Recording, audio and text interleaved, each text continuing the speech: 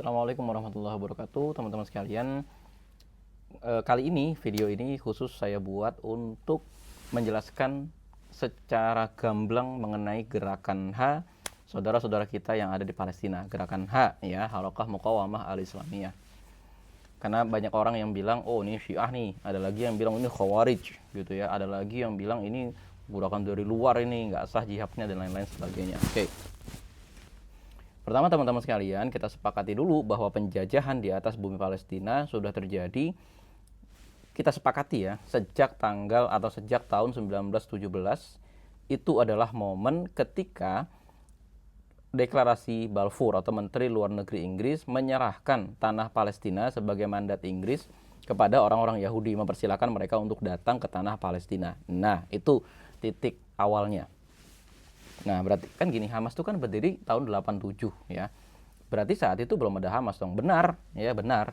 Saat itu karena Hamas itu berdirinya tahun 87 atau gerakan H itu berdirinya tahun 87, ya maka ada kurang lebih jarak sekitar waktu 70 tahun sebelum berdirinya gerakan tersebut dan rakyat Palestina sudah digenosida. Nah, ini dulu saya cerita dulu nih pelan-pelan dari sejarah Palestinanya dulu. Banyak orang yang mengira bahwa genosida itu baru terjadi belakangan ini aja. Ini orang kayaknya baru baru tahu media sosial di tahun 2023 kali ya gitu, atau ya memang mereka itu adalah orang-orang yang sengaja aja gratisan menjadi buzzer hasbara ya, nggak dibayar gitu loh, dan mereka senang banget mencela mujahidin. Dan saksikan aja di akun-akunnya mereka itu jarang banget kita jumpai mereka tuh mencela penjajah dan lain sebagainya, itu jarang banget ya. Mereka mencela orang-orang Yahudi ya jarang banget, karena memang mereka juga nggak paham sebenarnya, mereka asal asal ngoceh aja gitu kan. Tujuannya apa? Tidak lain kebencian kepada sesama muslim. Mereka memang seringkali kita lihat adalah orang yang mudah sekali mengkafirkan ya. Ya, sebagian di antara mereka adalah orang-orang salafi madkhaliyun. Apa itu madkhaliyun? Madkhaliyun itu adalah orang-orang yang mengikuti atau terlihat mengikuti Syekh Rabi Al-Madkhali, Rabi bin Hadi Al-Madkhali. Ini orang Syekh ini ketika berbicara itu terlalu mudah membid'ahkan, mengkafirkan atau memberikan gelar jelek kepada orang. Itu gampang banget ngomong anjing neraka kepada sesama muslim, gampang banget ngomong penebar syubhat dan lain-lain sebagainya. Pokoknya gitu deh. Ya. Nah, tapi bukan berarti semua yang mencela Hamas adalah atau semua yang mencela pejuang adalah orang-orang madakhilah, enggak juga.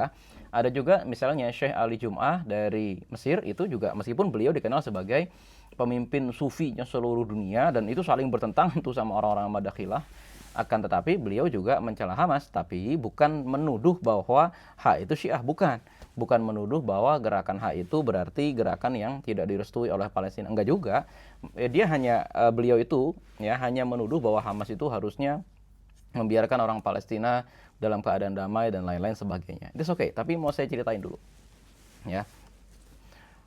Genosida yang terjadi di bumi Palestina itu sudah terjadi berulang-ulang ya, berulang-ulang sejak tahun 19 misalnya 28, 29, bahkan setiap tahun.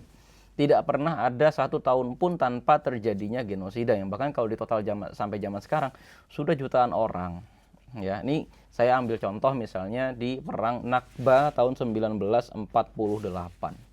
Ya, tahun 1948 itu yang terjadi, penjajah itu memproklamasikan diri di Tel Aviv. Nah, yang terjadi setelah itu teman-teman sekalian, ada dua milisi yaitu Irgun dan Haganah. Mereka menghabisi kaum muslimin dalam periode tahun 46, 47, terus 48. Kenapa saat itu beritanya di Indonesia tidak viral? Karena saat itu kalau kita baca data-data sejarah, koran-koran yang ada di Indonesia itu lebih banyak mengangkat soal perang gerilya yang ada di Indonesia.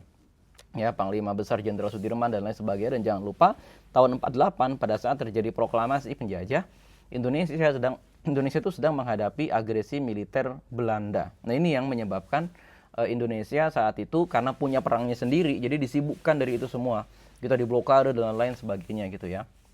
Nah, sepanjang tahun-tahun antara tahun 48 sampai tahun 67, perang 6 hari ya Arab Israel, itu kemudian juga terjadi perang-perang kecil yang selalu berakibat musnahnya penduduk Palestina di lahan-lahan di desa-desa tertentu ya, dan ini terjadi terus, dan itu kita jangan lupa bahwa terjadi 50 sampai 70 tahun sebelum berdirinya gerakan H. Nah, ini yang menjadi persoalan. Kalau gerakan H dianggap sebagai pemberi alasan agar penjajah itu bisa menghabisi rakyat Palestina, lalu 70 tahun sebelum berdirinya gerakan HA itu kita sebut apa gitu loh. Nah, pasti teman-teman ada yang bertanya. Kemudian di saat itu siapa yang melawan? Nah, saat itu ada yang melawan namanya Yasser Arafat Abu Ammar.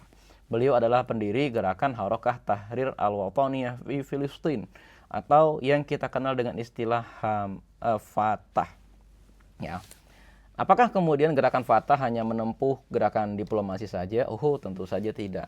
Fatah itu zaman dulu juga punya brigade, dan brigade itu menyerang penjajah secara bersenjata tuh teman-teman sekalian. Itu jauh sebelum adanya gerakan HA ya. Fatah juga menyerang secara bersenjata, dan setelah itu ya teman-teman sekalian, puncaknya Yasser Arafat membentuk yang namanya PLO atau Palestinian Liberation Army ya. PLO kok Army? Organization ya, Palestinian Liberation Organization. Nah ini ya kemudian ada beberapa organisasi yang menggabungkan diri ke dalam PLO ini. Di antaranya adalah organisasi yang sifatnya sosialis Marxis, yaitu PFLP atau Jabhah Sya'biyah.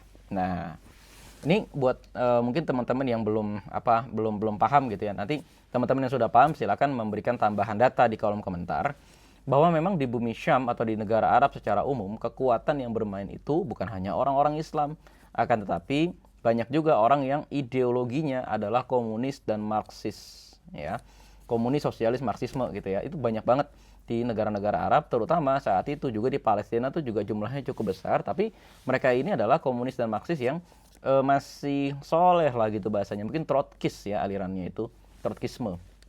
Nah, kemudian mereka itu bergabung membentuk PLO, dan masing-masingnya itu punya brigade menempuh perlawanan bersenjata. Puncaknya pada tahun 82, nah akhirnya kemudian mereka itu mengambil kalah lah sederhananya gitu ya dalam sebuah perjanjian, dan akhirnya mereka harus melucuti senjatanya sendiri dan memberikannya kepada Lebanon, pemerintah Lebanon pada saat itu.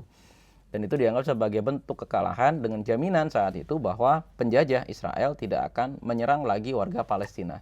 Ternyata nggak sampai beberapa bulan kemudian terjadilah genosida Sabra Shatila, di mana ribuan orang Palestina saat itu dibantai secara massal di kamp pengungsian yang namanya Sabra dan Shatila. Nah ini terjadi kurang lebih sekitar 5 tahunan sebelum berdirinya gerakan HA. Dan kejadian ini juga menjadi salah satu trigger dari gerakan HA untuk cepat berdiri. Nah, ini saya ceritain ya secara agak buka-bukaan ya gerakan HA itu gimana. Jadi gini teman-teman sekalian.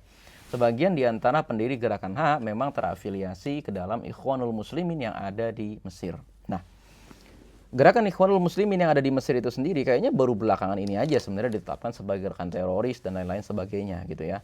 Ya, sebagian besar di antara anggota Ikhwanul Muslimin adalah orang-orang yang menjadi ulama ya, di antaranya adalah Syekh Sayyid Sabiq yang bukunya adalah Fiqh Sunnah. Ada lagi kemudian Syekh Muhammad Ghazali yang kitab tafsirnya dan lain sebagainya itu sangat terkenal gitu ya. Meskipun pada akhirnya para ulama ini akhirnya mengundurkan diri dari aktivitas politik yang dilakukan oleh gerakan Ikhwanul Muslimin. Tapi ya di antara para pendiri-pendiri gerakan HA, di antaranya yang pernah kuliah di Mesir, baik itu di Al-Azhar maupun juga kemudian di Ain Syams dan lain sebagainya itu, ya mereka ikut halakoh lah gitu bahasanya, lalu kemudian pulang ke Palestina membawa pemikiran tersebut. Kalau kita lihat di biografi Adnan Al-Ghul, satu di antara 7 pendiri gerakan HA, dia melihat bahwa orang-orang Palestina itu sebelum berdirinya gerakan HA ini sebelum berdirinya gerakan HA, itu kebanyakan orang-orang yang semangat berjuangnya tinggi, akan tetapi mereka bahkan fikih sholat saja tidak tahu. Suatu ketika Adnan Al-Ghul itu melihat ada orang Palestina di Gaza itu wudhu, tapi ternyata tata cara wudhunya masih nggak bener. Ya kita nggak tahu lah gimana nggak benernya gitu ya. Sama mungkin seperti orang Indonesia, banyak yang ketika membasuh kaki itu bukan membasuh, tapi cuma menendang-nendang air yang turun dari keran. Kan gitu, itu tidak sah. Nah, didasari keprihatinan itulah teman-teman sekalian, maka mereka kemudian membentuk gerakan HA. Nah ini yang nggak banyak orang tahu. Di Gaza waktu itu sudah ada faksi-faksi perlawanan belum ada dan sangat banyak, sebagaimana di hari ini yang melakukan perlawanan di masa Tufan Al-Aqsa juga bukan cuma HA. Ada Brigade Mujahidin dengan Brigade Mujahidin gitu ya. Ada juga Alwiyah Nasir Salahuddin atau Panji-Panji Penolong Salahuddin. Nah itu juga ada. Ada lagi Quwah Umar Al-Qasim, ada lagi Kataib Abu Ali Mustafa, ada lagi Kataib Syuhada Al-Aqsa, ada lagi Quwah al-Asif dan lain-lain sebagainya. Itu kalau teman-teman nggak tahu, tolong jangan ngomong tentang gerakan H atau ngomong tentang Gaza. Anda tidak berhak. Kenapa? Karena Anda tidak tahu berarti namanya gitu kan. Itu ada banyak banget ya brigade-brigade yang ada, dan itu tidak semua ideologinya Islam, tidak semua ideologinya adalah Ikhwanul Muslimin, gerakan tarbiyah. Yang gerakan tarbiyah itu lebih dekat hanya gerakan H. Itu pun ya gerakan H tidak sepenuhnya menjadi gerakan tarbiyah seperti Ikhwanul Muslimin yang ada di Mesir, berbeda gitu ya. Kalau kita lihat kitab-kitabnya mereka, manhajnya mereka dan lain sebagainya, itu mereka lebih tegas secara akidah daripada gerakan Ikhwanul Muslimin yang ada di Mesir. Nah, singkat cerita nih teman-teman sekalian, bersamaan dengan itu di tahun 70-an itu ada Syekh namanya Syekh Ahmad Yasin yang menggelorakan kembali pembelajaran Al-Quran dari masjid ke masjid. Nah, di saat yang sama beliau juga membentuk namanya Majma' Al-Islami atau Mujamma' Al-Islami. Nah, itu apa sih? Itu gerakan sosial yang tujuannya untuk mengadvokasi nasib orang-orang Palestina yang saat itu tanahnya banyak diambil oleh pemukim. Karena sebelum perang besar antara gerakan H di tahun 2004 yang mengakibatkan kemerdekaan Gaza, orang-orang Yahudi atau orang-orang pemukim-pemukim itu tinggal dengan bebas di Gaza, sama seperti yang ada di tepi barat sekarang gitu loh. Jadi mereka itu tinggal di kawasan, misalnya nih dulu di Rafah ada tempat namanya Morak. Nah, di Morak itulah orang-orang apa namanya Yahudi itu tinggal. Ketika kemudian Gaza berhasil memenangkan perang, Morak dikosongkan dan sekarang menjadi lahan pertanian. Nah, itu kurang lebih sama seperti itu. Ya. Nah, kemudian pada saat itu kan banyak pemukim-pemukim yang merebut lahan apa dan lain sebagainya dengan wibawa Syekh Ahmad Yasin, maka hal itu berhasil ditangani. Nah, bersama dengan itu juga ada gerakan-gerakan sosial, gerakan jurnalisme dan lain sebagainya yang pada saat itu Syekh Ahmad Yasin didatangi oleh beberapa orang pemuda yang siap melakukan pergerakan fisik.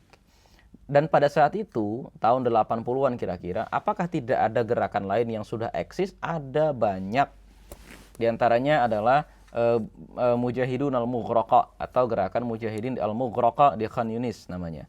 Ya, kemudian ada lagi ya pokoknya brigade-brigade milik Fatah dan lain-lain sebagainya itu kan sudah ada, karena Fatah sebelum Hamas itu sudah berdiri sekitar 20 tahun lamanya dan mereka melakukan perlawanan bersenjata, kan itu yang jadi masalah.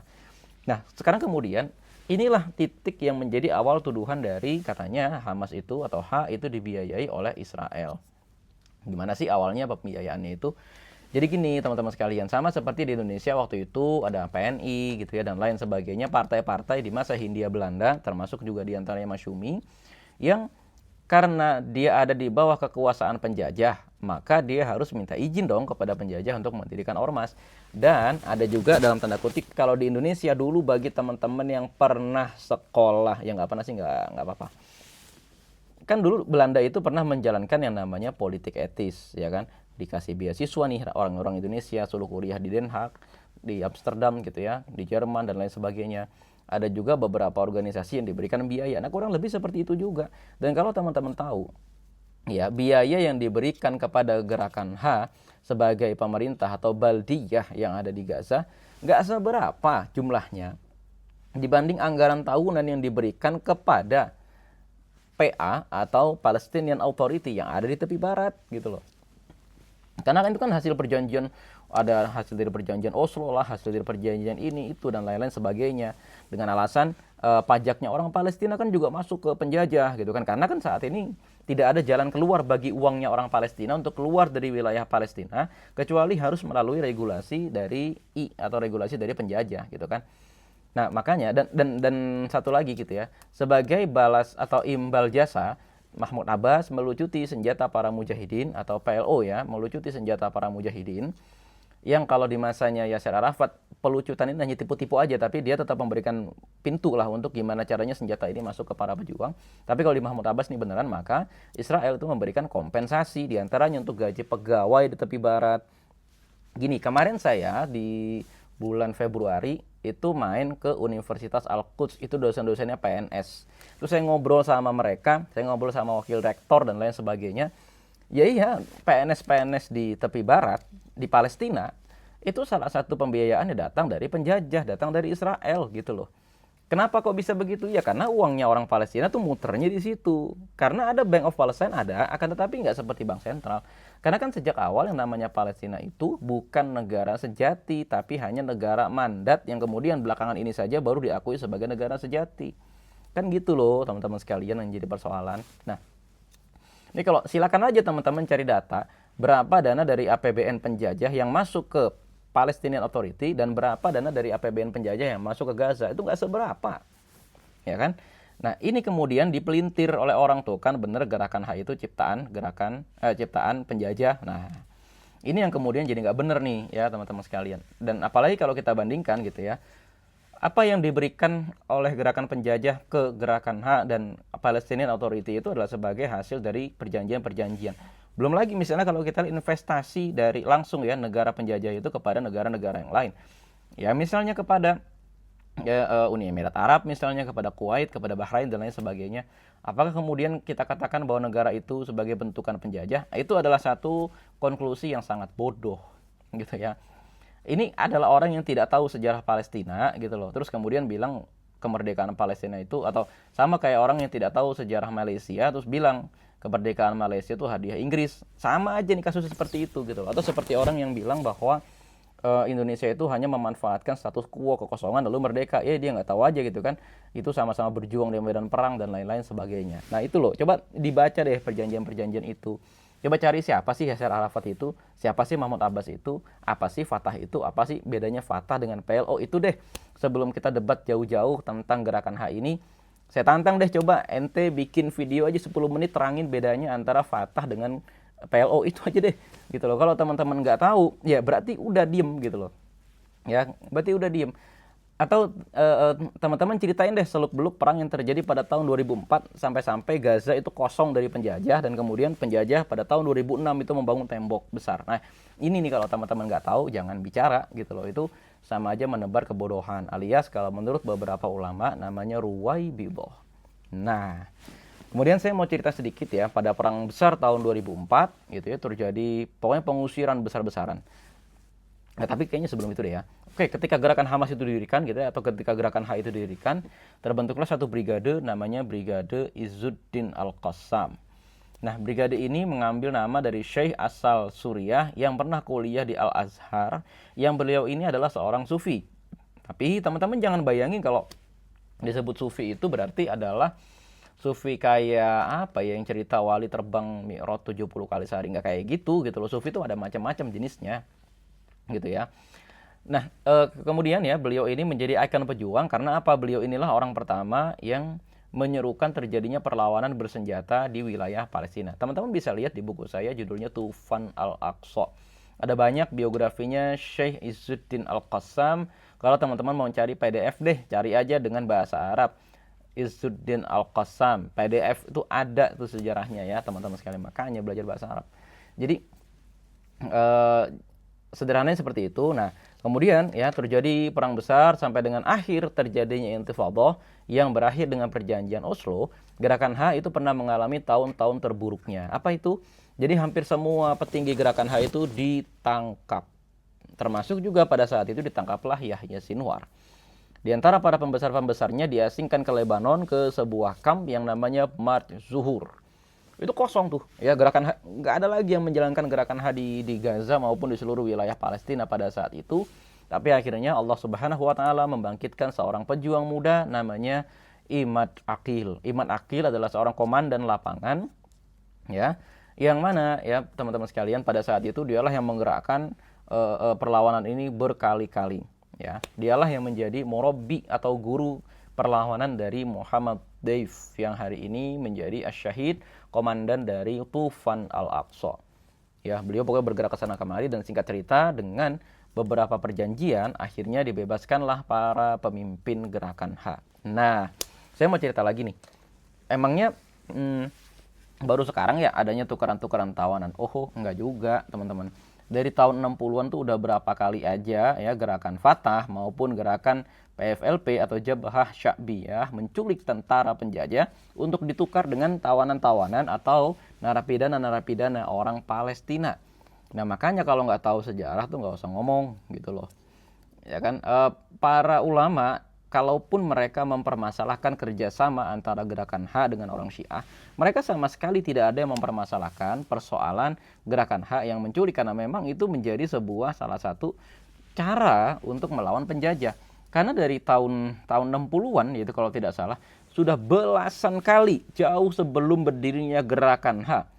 Tawanan-tawanan itu sudah menjadi alat perang, dan kalau baru sekarang gerakan H ini disalahkan, ini pasti motifnya ya mungkin mereka simpati kali ya sama penjajah. Ya nggak apa-apalah, jadi orang-orang buzzer-buzzer Israel gratisan memang menyenangkan kok. Ya, itu yang kalau nggak tahu sejarah. Nah, apakah saya mau menjelaskan sekarang, Bang? Kalau gitu siapa aja, bagaimana aja nih tawanan-tawanan yang pernah diculik? Cari aja sendiri, katanya ngerti Palestina kok nanya saya. Nggak, bercanda-bercanda. Tapi nantilah di video yang lain akan saya jelaskan, ini udah hampir 20 menit ya. Nah, kemudian ya ada part atau episode lain ketika kemudian gerakan H itu berhasil memulihkan dirinya, dan ada satu titik ketika saat itu sebagian besar orang-orang gerakan H itu belum pulang, masih ada di pengasingan. Meletuslah intifadah kedua, yang itu adanya awalnya di tepi barat dulu. Pencetusnya siapa? Lagi-lagi pencetusnya bukan gerakan H, tapi bersama dengan gerakan Fatah, yaitu Yasser Arafat. Ya kan? Nah, ini teman-teman sekalian, makanya banyak yang pada nggak tahu sejarah. Para ulama itu biasanya ketika ditanya mengenai Palestina, cobalah deh tanggal atau tahun-tahun fatwanya. Itu kebanyakan tahun-tahun fatwanya itu tahun 80-an, seputar terjadinya intifadah pertama dan intifadah kedua. Yang saat itu dikomentari itu bukan gerakan H. Kalaupun yang ditanya tentang gerakan H pasti khusus kayak faraitukum atau gimana lah pendapat pendapat antum ya Syekh tentang gerakan H tersebut. Karena saat itu konteksnya semua orang yang bertanya itu bertanya dalam konteks pertanyaan umum. Gimana tentang perjuangan Palestina? Yang dimaksud tentang perjuangan Palestina itu bukan gerakan H, tapi PLO, dan juga di dalamnya termasuk gerakan H, meskipun gerakan H itu nggak masuk ke dalam PLO. Gitu loh teman-teman sekalian. Makanya kalau ada fatwa dicek itu tahun berapa terbitnya, karena itu berkaitan dengan peristiwa sejarah tertentu. Sebagaimana ayat Al-Quran juga mengandung nasikh mansukh, atau juga dalam hadis itu terkandung hadis yang bisa nasikh dan mansukh. Misalnya ketika misalnya nih Nabi Muhammad SAW saat itu sholat malam. Nah, kalau sholat malam dalam periode Makkiyah ini kan berarti sholatnya saat itu wajib gitu loh, dan seterusnya gitu ya. Nah, yang terjadi kemudian ya teman-teman sekalian, setelah intifadah kedua ternyata perang nggak berhenti. Disinilah nama-nama seperti Ismail Haniyah dan lain sebagainya itu mulai muncul. Dan terjadilah perang besar, wilayah Gaza saat itu berhasil dibebaskan. Nah, kemudian nggak berapa lama terjadilah pemilu. Ternyata dari pemilu itu Hamas menang di situ dan menjadi ulil amri. Bahkan Ismail Haniyah saat itu hampir saja menjadi presiden dan sudah menjadi Perdana Menteri. Akan tetapi ternyata secara sepihak, ini nih kalau saya mau bahas masalah Hamas Fatah. Ternyata secara sepihak Mahmud Abbas pada saat itu membubarkan kabinet. Nah, di sini nih mulai marah lah nih orang-orang gerakan H gitu ya. Kantor gerakan Fatah yang ada di Gaza diserang pada saat itu, dan orang-orang Fatah membalas dengan cara apa? Menembaki mobil Ismail Haniyah dan menggugurkan para pengawal Ismail Haniyah. Itu tuh yang jadi masalah. Kemudian terjadilah perang besar gitu ya. Kemudian perang besar ini memang sangat berdarah, dan ini yang sering dipelintir, katanya gerakan H membunuh orang-orang Fatah dan lain sebagainya. Mereka menghilangkan fakta bahwa orang-orang Fatah memberontak kepada partai penguasa yang sah, yaitu gerakan H. Itu loh teman-teman sekalian gitu ya. Dan pada saat itu inilah biangnya tuh Mahmud Abbas sebenarnya. Itulah kenapa orang-orang Palestina terutama di Gaza sampai hari ini tidak menyukai Mahmud Abbas dan menganggap pemimpin gerakan H adalah presiden mereka yang asli. Nah, itu kalau teman-teman mau lihat. Nah, cuman kok itu ada Bang orang-orang Gaza yang tidak suka gerakan H? Ya wajar aja, karena kan sebagaimana pemilu pada umumnya ada aja orang-orang yang memang bukan menjadi pemilih gerakan H. Ya itu adalah hak mereka. Cuman selama akhirnya 20 tahun hak mereka tetap diberikan dan seterusnya. Terus nanti ada yang bilang kok di bawah gerakan H katanya pajak di Gaza tinggi dan lain sebagainya. Ya kalian berharap apa dari sebuah negara yang diblokade dan satu-satunya pintu keluar adalah dari Mesir kan gitu. Ini satu-satunya pintu keluar itu adanya di Mesir. Terus masih ada orang yang mempermasalahkan pajak tinggi dan seterusnya. Ya mungkin bagi masyarakat Gaza memang pajak tinggi. Akan tetapi bagi kita orang luar malu kalau kita ikut mempermasalahkan itu. Tugas kita sekarang membuka blokade kepada mereka gitu loh teman-teman sekalian. Nah, oke, kita kembali kepada perseteruan gerakan H dan Fatah tadi. Beberapa negara Islam pada saat itu mencoba mendamaikan, bahkan termasuk Bashar al-Assad laknatullah alaih saat itu mencoba mendamaikan di Damaskus tapi gagal. Puncaknya adalah kemudian Raja Abdullah dari Saudi, itu saat itu nggak keluar loh tuduhan-tuduhan bahwa Hamas itu Syiah dan lain sebagainya, itu nggak keluar. Raja Abdullah dari Arab Saudi pada saat itu akhirnya mempertemukan jajaran petinggi gerakan hak dengan gerakan PLO gitu ya, dengan gerakan Fatah di kota Mekah Al-Mukarramah, lalu menghasilkan satu persetujuan bahwa mulai saat itu mereka tidak lagi saling menyerang. Inilah perdamaian pertama yang dilakukan oleh Arab Saudi. Jadi kalau ada yang nanya jasanya Arab Saudi apa? Apakah Arab Saudi anti Hamas misalnya? Saya melihat gerakan Arab Saudi ini bukan anti gerakan H sebetulnya, akan tetapi Arab Saudi ini lebih menginginkan agar tidak ada perjuangan bersenjata. Tapi balik lagi, setiap raja yang berkuasa itu punya kebijakan yang berbeda-beda. Dari Raja Abdullah ke Raja Salman misalnya, ini kebijakannya beda-beda. Jadi kita untuk masalah Saudi nantilah lain waktu kita bahas gitu ya.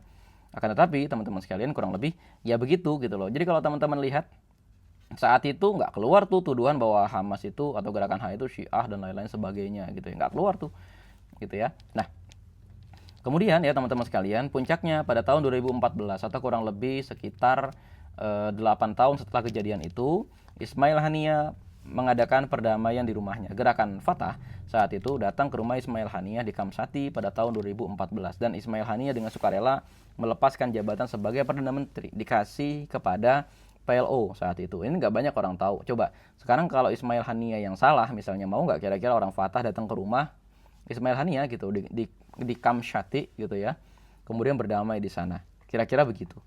Ini kan lucu. Jadi ada orang yang menganggap bahwa gerakan H ini pembuat onar, padahal yang mendamaikan konflik antara gerakan Fatah dengan gerakan H adalah gerakan H sendiri yang akhirnya secara sukarela mau menyerahkan jabatan Perdana Menteri, padahal itu adalah haknya yang dilindungi oleh hukum di Palestina.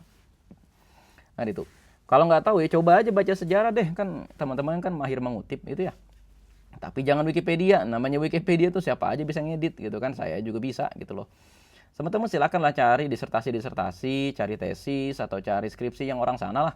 Skripsi orang-orang Universitas Al-Quds juga bisa kok dibaca dengan gratis gitu ya, meskipun ya tentu saja bahasa Arab, makanya belajar. Satu itu. Ya, lalu yang kedua ya teman-teman sekalian, setelah kejadian itu akhirnya disepakati gitu ya bahwa oke, tepi barat ini jatahnya PLO. Ya di sana tuh ada Kementerian Pusat dan lain sebagainya. Sementara di Gaza dibentuk kopian pemerintah yang ada di tepi barat, di mana Gaza itu sebagai vessel atau negara bawahan atau apa ya, provinsi lah gitu ya, provinsi dari Palestina. Ini mana di sana juga ada provinsi-provinsi lain, ada provinsi Khan Yunis, provinsi Wasaf atau provinsi Gaza Tengah, kemudian ada provinsi apa Gaza Utara, ada kota Gaza dan lain-lain sebagainya gitu ya, macam-macam lah. Nah, itu sekilas ya teman-teman sekalian. Saya mungkin ini udah agak panjang juga, sekitar setengah jam, tapi kurang lebih mudah-mudahan bisa membuka cakrawala baru. Kalau teman-teman mau menguji keabsahan omongan saya, silakan cari dengan kata kunci yang tadi sudah saya sebutkan. Zuhur, Nakbah, Naksa dan lain sebagainya. Cari dengan kata kunci PDF biar teman-teman mau cari disertasi dari Universitas King Saud kayak disertasi dari Universitas Islam Madinah kayak dan lain sebagainya, atau fikih jihad kayak apa dan seterusnya. Kayaknya dari Universitas Islam Madinah tuh pernah ada beberapa mahasiswa yang bikin disertasi tentang jihad di Palestina.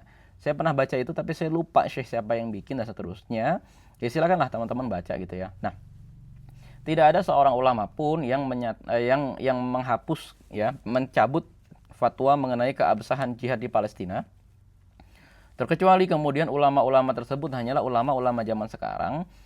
Dan kalau ulama-ulama generasi tua seperti Syekh Abu Ishaq Al-Huwaini, murid dari Syekh Nasiruddin Al-Albani misalnya, atau ada Mufti Agung Libya Syekh Shadiq Al-Ghumari, atau misalnya lagi kayak siapa ya, banyak deh pokoknya, bahkan Syekh Ali Jum'ah sekalipun yang tidak setuju dengan adanya gerakan H di Mesir, tetap aja beliau menyatakan bahwa jihad di Palestina itu sah ya. Nah kira-kira itu ya teman-teman sekalian. Kita mungkin diskusi lain waktu. Assalamualaikum warahmatullahi wabarakatuh.